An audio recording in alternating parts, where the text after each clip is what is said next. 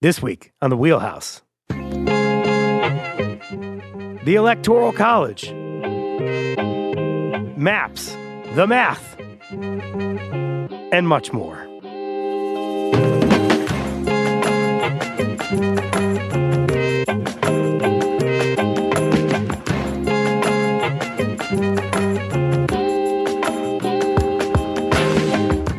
For Connecticut Public, I'm Frankie Graziano. This is The Wheelhouse. It's the show that connects politics to the people. We got your weekly dose of politics in Connecticut and beyond right here.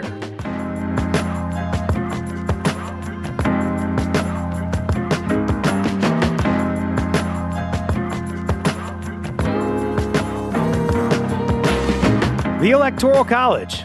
It's an American institution that's been around for centuries, but 63% of Americans would prefer to see the winner of the presidential election be the person who gets the most votes nationally. That's according to a new Pew Research Center survey. So why exactly do we have the Electoral College? And is it something we can ever get rid of? And is this an actual college that people go to? To help me answer those questions, I'm joined by Dr. Akil Reed Amar, Sterling Professor of Law and Political Science at Yale University. He also co-hosts the podcasts America's Constitution and wrote the book, The Words That Made Us, America's Constitutional Conversation, 1760 to 1840. Professor Amar, thank you for joining us this morning. Good to be here, Frankie. Thank you. Great to have you. And also with us, Jeffrey Skelly, Senior Elections Analyst at 538, part of ABC News. Jeffrey, welcome to the Wheelhouse. Thank you for talking to us during such a busy time. Thanks so much for having me. And thank you so much for being here. Folks, if you want to give us a call, 888-720-9677 is the number, 888-720-9677. I guess it's a place today to unload your anxieties, your thoughts about what this map could look like a month from now, whether or not you support candidate A, X, Y, Z, whatever. 888-720-9677. Akil, let's start with the basics. What exactly is the Electoral College? Well, it's not quite a college that you go to the way Yale is a college or Dartmouth is a college. And the words don't appear in the Constitution itself, but it basically is a description of how our Constitution structures the presidential selection process. And it's rather intricate. Constitution basically says each state decides how to allocate its own electoral votes. It picks a series, each state picks a series of people. They're called electors, and the number is based on each state's apportionment to the House of Representatives, plus two extra electors for the state's two senators. So every state's going to have at least three, one House member and one for the House member and two for the senators. Now, these aren't in themselves the House members and the senators, but that's the number of electors that each state is apportioned. So a small state will have three, a big state like California will have 50, and the electors are chosen however the state decides, and most states say whoever gets the most popular votes in the state, winner take all, they get all the state's electoral votes. Maine and Nebraska do it differently, and states could modify that if they want to. And then on what we think of as Election Day, we typically just see Trump and Harris, and we vote for one of them. But in fact, what we are voting for is a slate of electors that Trump has picked on the one side and Harris has picked on the other. And whoever gets the most votes in the state, those electors basically are the state's electors, and they meet on a certain day in December, and they meet in 51 different places, the 50 states and the District of Columbia, and they don't talk to each other, and they very much, and so it's not like a college where you talk to people. They meet and they vote, and if there's someone who has an absolute majority of 270 out of 538, they're the winner, and if not, there are additional complexities. Jeffrey, could you underscore exactly how many electors there are in the nation? Right. Well, as my publication's name might hint at, there are 538 in total. Hey, there we go. And as the professor was putting it there, there are 535 people in Congress, right? So that's how you get most of the way to 538 electors. And then the 23rd Amendment also gives the District of Columbia 3 electoral votes, which is, as he pointed out, the minimum that a state can have. And so that's how we ended up with 538. Of course, with an even number, that may increase very slightly the chances of a tie, which can create a contingent election when things are thrown to the U.S. House of Representatives and each state has an individual vote. They do not vote as members, but as part of their state delegation. And you need a majority of states to win a contingent election in the House. So that is not likely, but it is not impossible with an even number of electoral votes in total. I like puns and I like descriptive titles. So America's Constitution, 538. We like creativity here on the Wheelhouse. Hey, Akil, why was the Electoral College created in the first place? Can we go back to that part of the conversation? Sure. And people disagree. And I was taught as a kid some things that are different than what I teach my own students. Here's what most people are taught. Oh, it's a balance between big and small states. Now, the House versus the Senate is a balance between big and small states, but I don't think that's why we have the Electoral College, and here are 3 or 4 reasons why. Because for the last 200 plus years, America almost never divides big states against small states. Small states actually don't have that much in common. Rhode Island, Delaware, Wyoming, Alaska, those are very different. The big states are very different today. New York and California vote one way. Florida and Texas vote a different way, and that's always been the case. America basically has never divided, truthfully, on important issues since the founding, big state versus small state. We divide coast against the heartland, north against south, and cities against the hinterlands. And if it was big versus small state, how come only almost always the big state guy wins? 8 of the first 9 elections, a Virginian is the winner. That's the biggest state. The 9th was a guy from Massachusetts. That's the 2nd or 3rd biggest state at the time. His name was John Adams. We've only had 4 small state presidents in all of American history: Joe Biden, Bill Clinton, Franklin, Pierce, Zachary Taylor. That's it. So if it's a balance between big and small states, they didn't know what they were doing. Now, you're also taught, many of you, oh, it's a college. These are smart people. They use their own judgment because, what do ordinary citizens know? But from the beginning, actually, these collegians, and the Constitution doesn't use that word, they're actually not voting their independent judgment. They're basically potted plants. They're picked. They're pledged, in effect, to vote for, one candidate or the other. So I don't think that's why we have it. And ordinary people, if we're smart enough to vote for governors and today senators, and we voted on the Constitution. So you were taught, oh, they didn't believe in democracy. They didn't love democracy. I don't think that's quite right, says we the people. So what was it about most of all?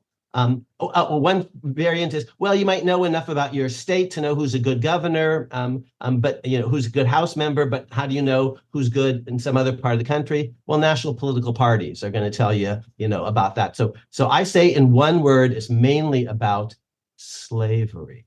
Yeah. Go there, because the 8 of the first 9. You were talking about 8 of the first 9 presidential elections. It's at a time where people are enslaved in this country. And 8 of the first 9 are won by Virginia. 2 terms of Washington, 2 terms of Jefferson, 2 terms of Madison, 2 terms of Monroe. That's not just a state. It's the biggest state, and it's a big slave state, and it gets to count its slaves as part of its electoral college tally. Now, if it was direct popular election, Virginia couldn't count its slaves because slaves don't vote. But if it's based on the number of House members plus 2 senators, its House delegation is determined by its free population plus 3/5 of its slaves. So it gets a huge bonus because of slavery, the 3/5 clause. So let's just take Pennsylvania today, because that's an important state as well. In 1800, Pennsylvania has more free people.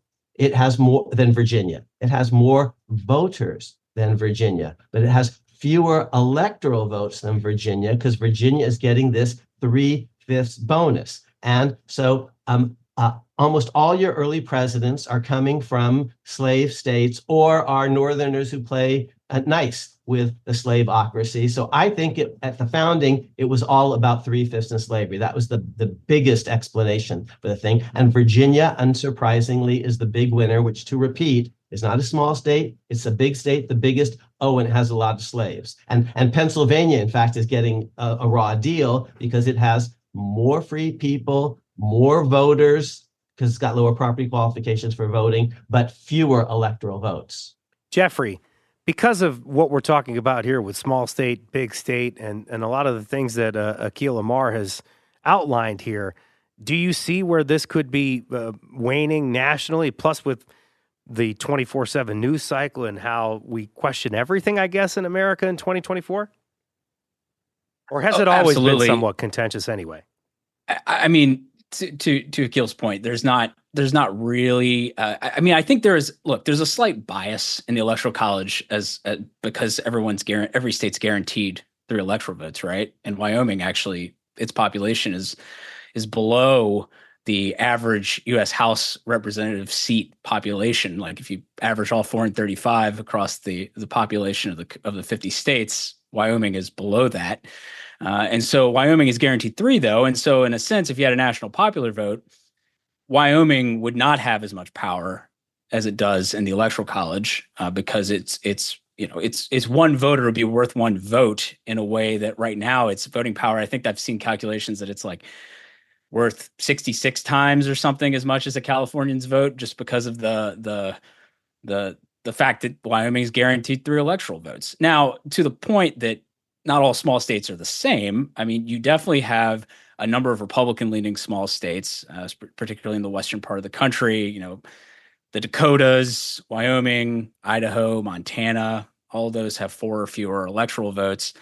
You have West Virginia now, which has not really grown in population, so it has lost electoral votes. It used to be much more than 4.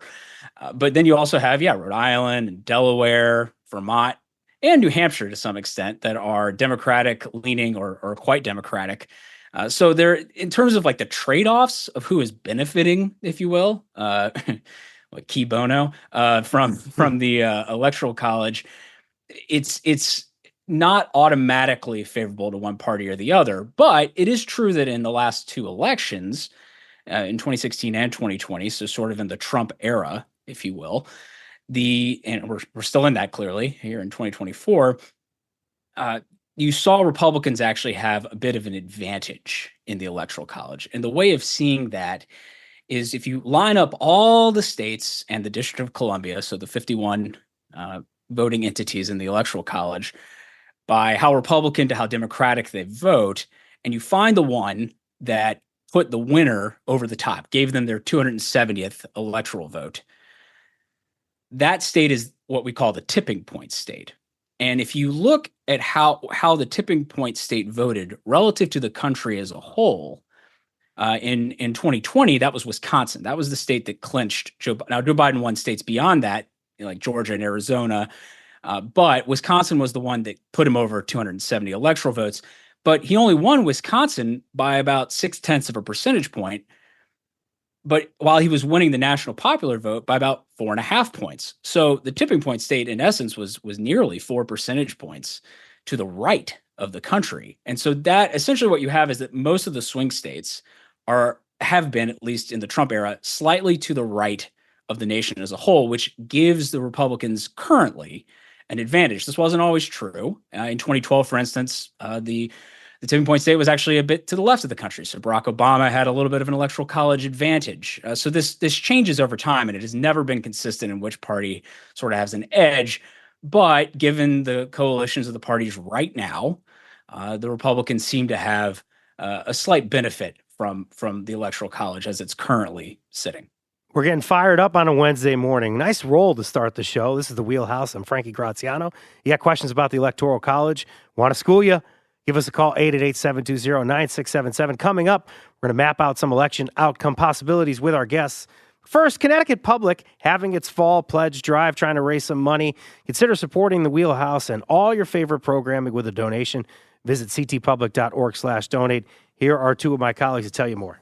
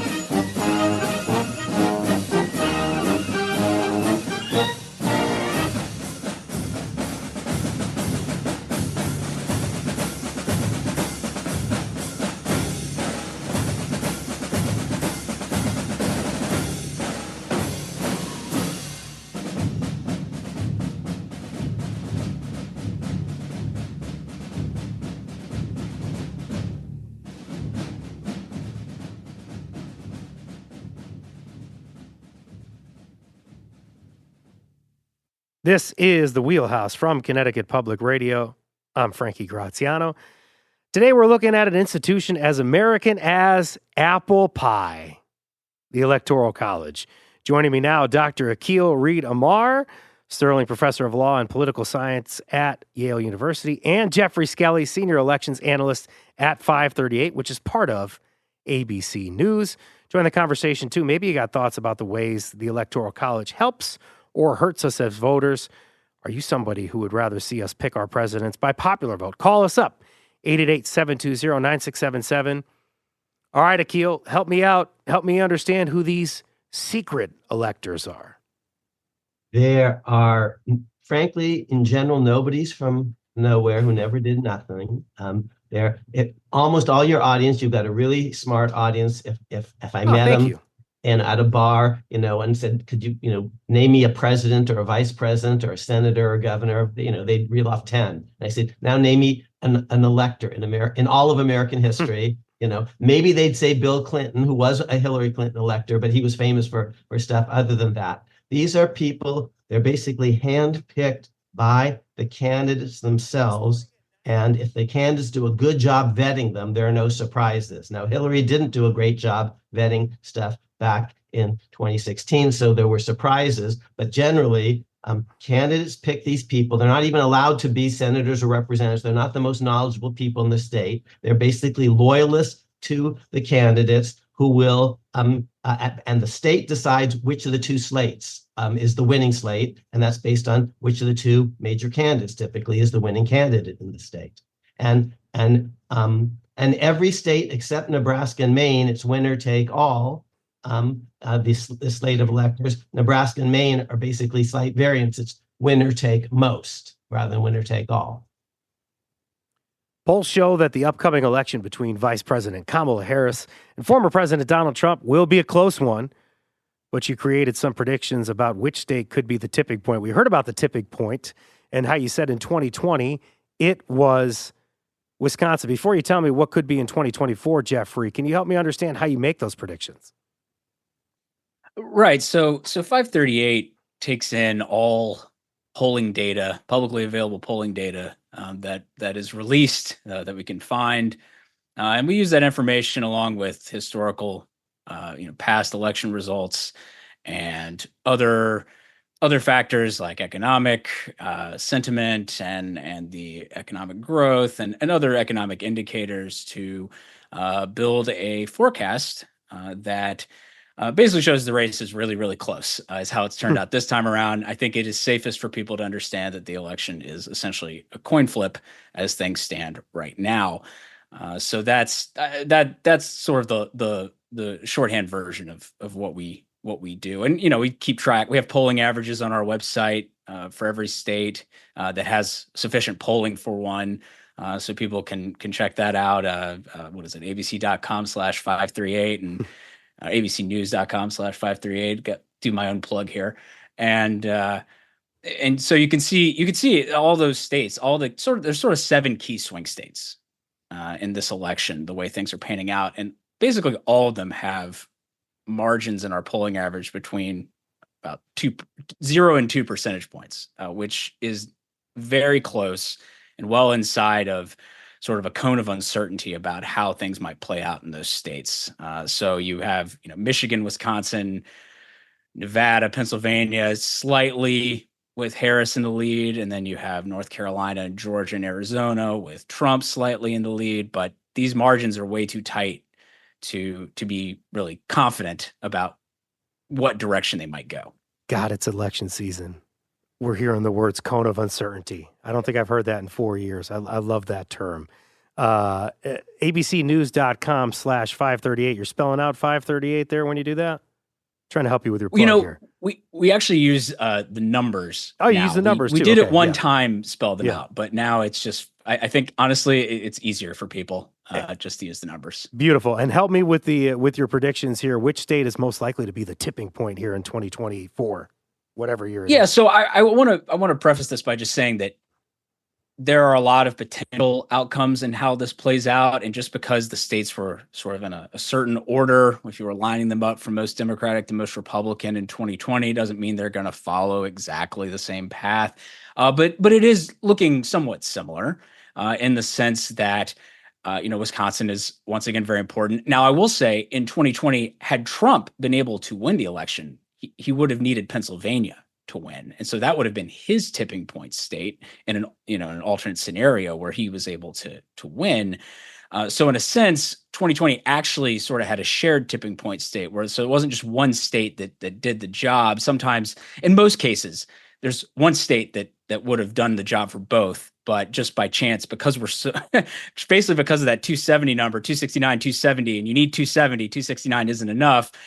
You sometimes end up with slightly different states being the tipping point state for each candidate. And so this time around, it does look like the most likely tipping point state. It's not a given, but the most likely tipping point state is Pennsylvania, and it's 19 electoral votes. It's sort of the largest of the 7 key swing states, Michigan, Wisconsin, Pennsylvania, and then Nevada, Arizona, Georgia, North Carolina. Those are sort of the 7 that everybody is understandably very focused on.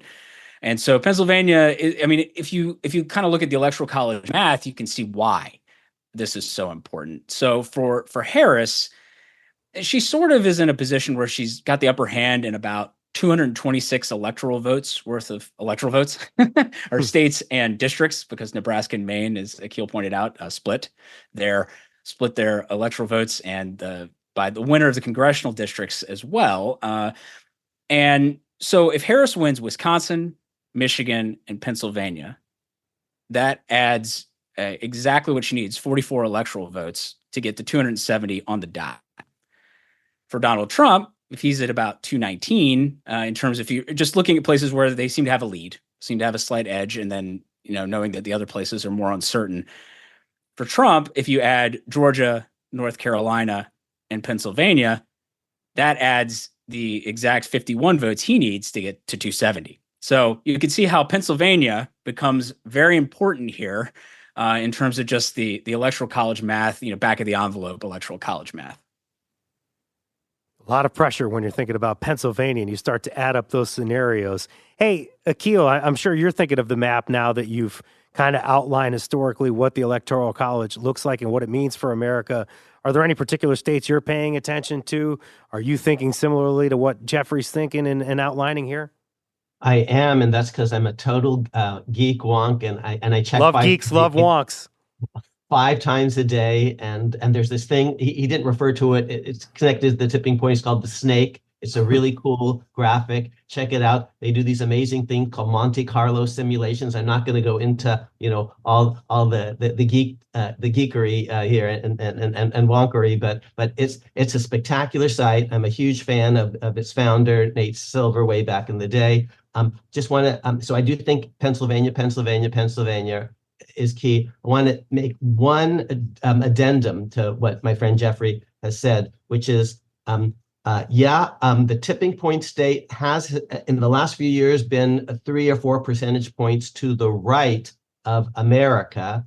That may be changing just a little bit because Trump may be running up the score in places where he doesn't need to, like Texas and Florida. So actually some of the national popular strength that he's showing is not going to translate into extra electoral college votes. He was going to get those anyway. So it's possible actually that the Republicans' advantage in the electoral college will be less than in previous years. And I do commend also people who are really, really into this. There have been some nice pieces in the New York Times by Nate Cohen talking about the possible shrinking nature of Trump's electoral college advantage. And things. One other thing that I want to mention, since we're really getting to polls and predictions, is different polls do it different ways, and some weight things by whether you voted in 2020 and who you voted for, but that builds into the poll a bias or assumption that the election is going to be like 2020. Maybe it won't be. Here's one thing that I'm really looking at a lot: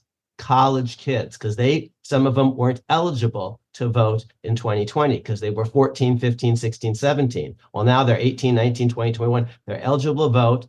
I call these blue dots in maybe purple states: Ann Arbor, Michigan, Madison, Wisconsin, Pittsburgh, Pennsylvania. It's possible the election could be determined by a bunch of young people who weren't eligible 4 years ago and are really important folks in really important swing states, especially Pennsylvania, Michigan, Wisconsin.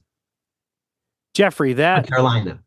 Jeffrey, that idea you gave us where it seems like Kamala Harris might already have 226 electoral votes in hand and former President Donald Trump would have 219.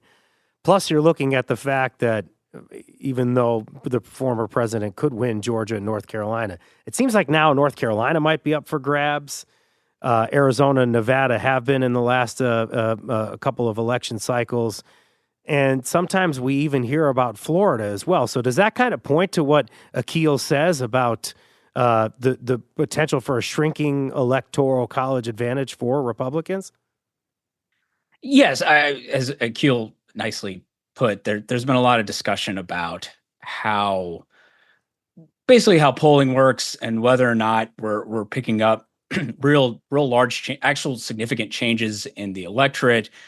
For instance, is Donald Trump gaining a little bit among voters of color who historically have been very Democratic leaning, but is Harris gaining more among even some older voters and college educated white voters? And is this just kind of by chance, based on the makeup of the individual states, causing it such that the national popular vote will run closer to what the eventual tipping point state is? And that seems very possible. Looking just at our polling averages right now, we have Harris up by about 2.5 percentage points in the average of national polls that 538 has. And if Pennsylvania were the tipping point state, she's up by about 0.5 point there in our polling average, so very tight in Pennsylvania. And so that would if it panned out that way, and of course it won't pan out exactly that way. I want to make that very clear. It's not going to be that exact, folks. But nonetheless, that would sort of point to, like a 2-point advantage. So that would be slightly smaller for Republicans, I should say. So like the country would be 2.5 points to the left, the tipping point state 0.5 point to the left. So in this particular case, that would, indicate a slightly smaller Republican advantage than we saw in 2016 or 2020, but still a little bit of a Republican advantage. But again, different polls are sort of seeing different things on this. And so there is a little bit of are you on Earth A or Earth B, and trying to understand whether or not the 2020 vote is sort of an end-all be-all indicator that can help pollsters essentially make sure that they're not undercounting one side or the other, particularly Trump voters, because there has been difficulties, I think, in among pollsters in getting in touch with voters who are the voters they have the most trouble getting in touch with have tended to be more Trump leaning. And so not because of any particular, that these people don't want to say that they're supporting Donald Trump. It's more just they've had difficulty contacting these people. It's very difficult for pollsters to get in touch with anyone these days. And so the groups that they have the most trouble with have tended to be more Trump supporting. So pollsters are trying to manage this, they're trying to figure out how to get the best measure of what's going on with public opinion. But there are certainly debates about how to best do that. And it's sort of an ongoing thing. And we won't find out until after the election if one of these approaches did a better job than it did in the past. Akil, do you see a day where there is no electoral college? It's possible. There's a thing called the National Popular Vote Interstate Compact that tries to improvise a kind of direct election system. It's a patch. It's a workaround. Technically, it still has the Electoral College, but it tries to guarantee that whoever wins the national popular vote will automatically win the Electoral College. It's frankly based on an idea that I originated along with 2 other people, 20 years ago. And I myself, even though I'm one of the co-inventors of this idea, think it's a little bit screwy and could backfire in all sorts of ways. But I think we're most likely, Frankie, to get a constitutional amendment of that would move to direct national election, as almost happened, 50 years ago with a senator named Birch Bayh. But that's most likely to happen if actually there's no partisan skew. If in fact it's even theoretically possible, even if you look at 538, there's actually a possibility, even today, that Kamala Harris could win the Electoral College while losing the national popular vote. If Trump ran up the score, way big in Texas and Florida, and so his national numbers would be very high, but they'd be wasted votes in effect. But if the Republicans at some point realize, this can hurt us, and the Democrats that saw that it did hurt them with Bush Gore and Hillary Rodham Clinton Trump back in 2016, then the conditions might perhaps enable both parties to say, let's move to national popular vote. I could imagine it, but I don't think it's going to happen immediately. And one final point, I like the idea of whoever wins the most votes. It's going to raise all sorts of complexities, honestly, because how are we going to make sure that all the different states kind of count votes the same way? And because some states now say, you have 2 weeks, and some states say, 3 hours, and some easy absentee ballots and some not. And so we're going to need probably a lot more uniformity if we're going to actually move to a national popular vote system. And that might make an incumbent president too powerful, because they're going to be in charge of one national election. And do you trust them to be in charge of a national election when they or their party definitely is on the ballot? So I tend to, I like one person, one vote. It's a very powerful idea, but the technical details are going to be quite serious, truth. Jeffrey, we all like to think as Americans that Election Day is 27 days away, and that means that it's all over once the votes are starting to be tallied past 8 p.m. in the East or wherever. But as Akil outlined earlier, you do have the slate of electors in each state meeting in December to make the final pick there for the electoral votes. So once it's counted up and the electoral votes are assigned to candidates, does it end there? We could be looking at maybe something that happened in 2020 as kind of a sobering option or result. Sorry. Well, there is an extended process to all this. The states have to certify their election results. That requires that counties certify their election results to the state. And we've actually seen in some recent elections that that's not always a given because there are sometimes county officials who say, well, I don't believe the results in my own county. And so that can create hurdles and delay the process. And so that could, potentially create issues. And we might see even more of that in this election than we saw in the last presidential election or the 2022 midterms. From there, you have, the electors gather in mid-December in their respective state capitals usually, and they cast their electoral votes, and then those are sent to Congress, and then Congress on January 6th of 2025 has to count and certify those results. And as we saw in 2021, that is no given. So if you have a situation where one side particularly feels aggrieved, which given the rhetoric and given what we saw in 2021.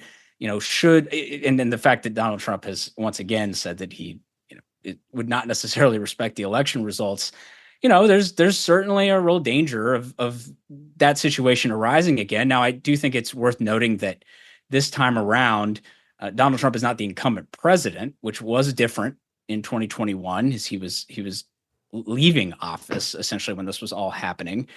But nonetheless, you did have a large number of Republicans, roughly 2/3 in Congress, voting against the certification of results, and that was basically unprecedented. So having seen what happened in 2021 and knowing the temperature of things, I think people should have reason to be worried about how this might play out. Jeffrey Skelly, Senior Elections Analyst at 538, which is part of ABC News. Jeffrey, thanks for helping us break down some of the election night possibilities. Hey, thank you so much for having me. And thank you to Dr. Akil Reed Amar, Sterling Professor of Law and Political Science at Yale University. Thanks so much for having us or for coming on the show today. Very grateful. Coming up, no excuse absentee voting is on the ballot here in Connecticut. We'll look at what this means for voters across the state. You can join the conversation, 888-720-9677. We've got a tale to tell. I'm gonna send your vote to college. When you vote for president, and now the Electoral College will work the way our founders meant. So what if they don't have a big macho football team? It's every politician's special dream. 'Cause everyone who graduates, Yes, everyone who graduates everyone who graduates becomes the president.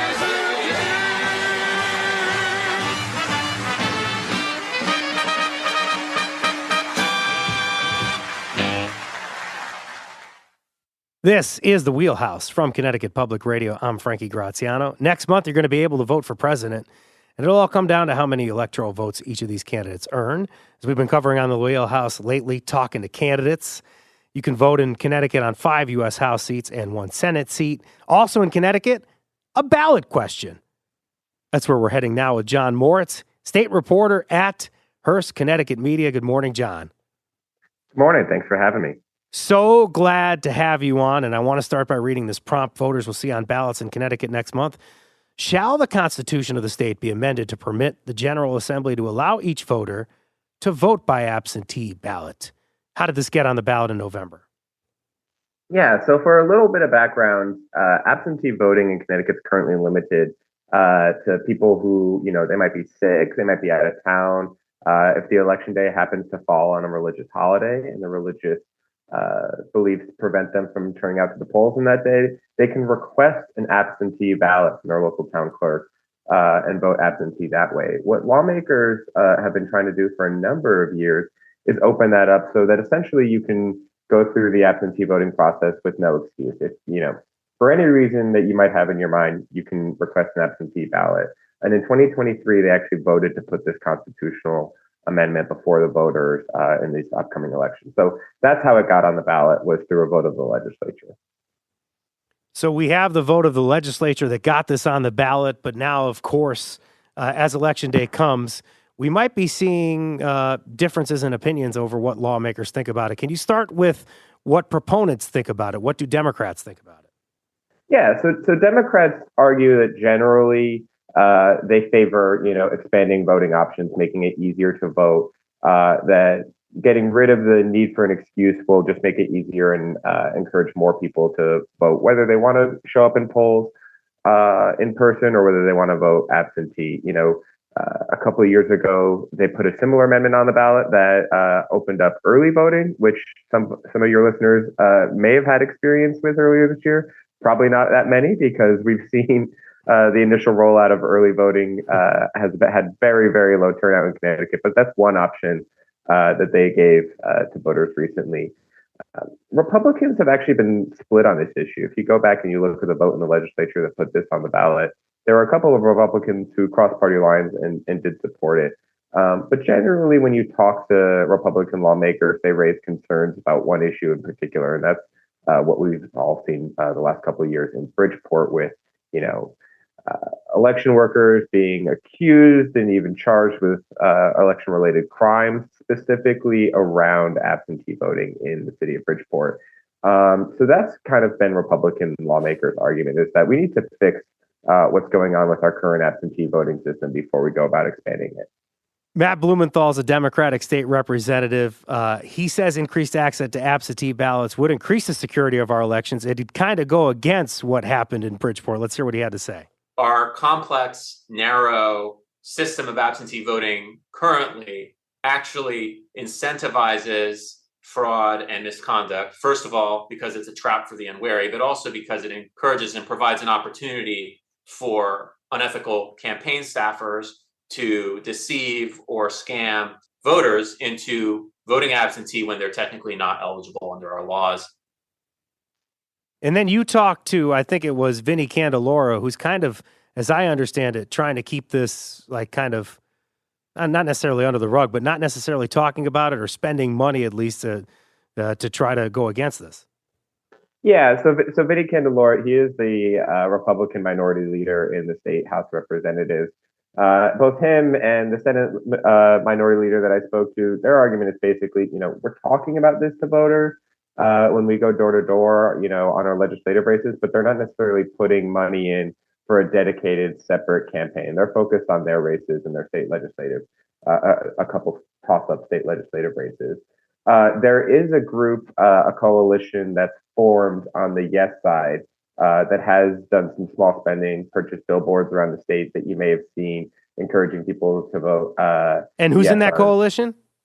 Yeah, so it's a variety of groups. It ranges from like the local NAACP, a group called the Connecticut Project Action Fund is leading it. The ACLU is involved, the League of Women Voters. So it's a broad coalition of various, public policy groups in the state. And then in the last minute or so that I have you, how many people do we know that might support this? I understand there's some polling that the Connecticut Project Action Fund did. Yeah, so the Connecticut Project Action Fund did a poll that they publicly released earlier this year showing 60% support, which is well in excess of what they need, a bare majority to pass this amendment. So it's about 60% or something like that we saw? Yeah, that's what they're the only poll that I'm aware of that's been put out in the field on this, and they found easy support to pass the amendment. John Moritz monitoring all of this for Hearst Connecticut Media at ctinsider.com. Thank you for coming on The Wheelhouse, John. Thank you for having me. Tune in next Wednesday at 9 a.m. to hear from candidates for Connecticut's 5th Congressional District, Johanna Hayes and George Logan. Send us questions in advance if you can. Wheelhouse at ctpublic.org. Today's show produced by Chloe Wynn. Great job today. Edited by Robin Doyen-Aiken. Technical producer is the maestro, Dylan Reyes. Download The Wheelhouse anytime on your favorite podcast app. I'm Frankie Graziano. Thank you for listening. One more thing. It's our annual Fall Fund Drive.